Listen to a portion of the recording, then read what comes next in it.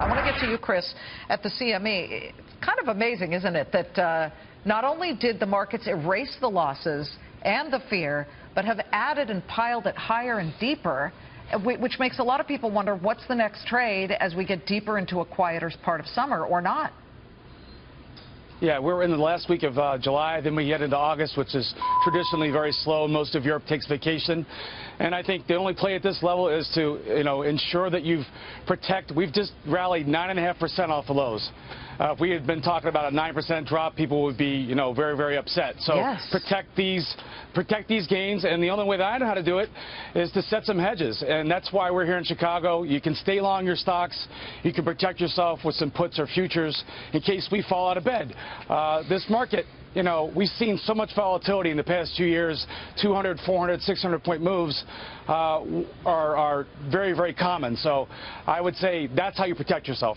And as we look at this banner, month after market plunge, right here at the bottom of the screen, we can then change it to yet another record for the Dow Jones Industrials, S&P on track too.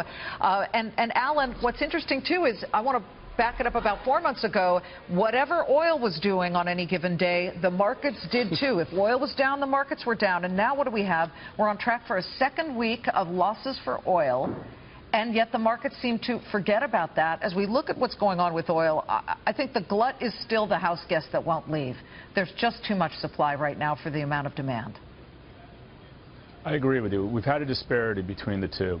We have the stock market rallying, and we are coming off. However, I think we're getting into an oversold situation here. I think we're very close to the bottom. 43, 42.50. We're very close. But the rig counts are jumping again. Today, once again, we saw this rig count up 14 points. That's 10 weeks in a row, I believe.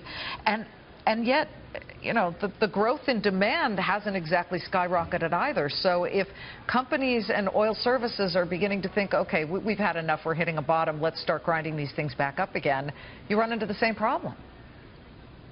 Well, that point is valid. However, we have come off too far too fast. There's going to be a rebound here. You're going to see some of the production start to be taken back offline because they don't want to be in another situation where we're in the low 20s or 30s. So what I see right now is, yeah, you do have some things coming online. They did. We were up at $50. It makes sense to have them come online. But now you're going to start to see some pullback. You're also going to see some of this glut getting used up. Both of those are going to get this market to go back up a bit. I think we're going to see $46.5 to $47 in crude oil within the next week or two. All right. We'll see if that comes to pass. Before we go, Chris, and I got to go quickly, but of the 103 S&P 500 companies that have reported, 67% have beat. Was this a case of under-promising and then over-delivering? Oh, yeah, I think so. And I think in this environment, we've seen that really for the past year or two.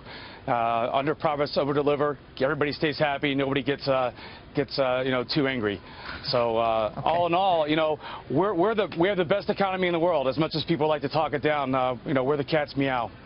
Yep. No, we're optimists here at Fox Business, so I agree with you. Thanks. It's good to see both of you. Have a safe weekend. Chris, Alan, thanks so much.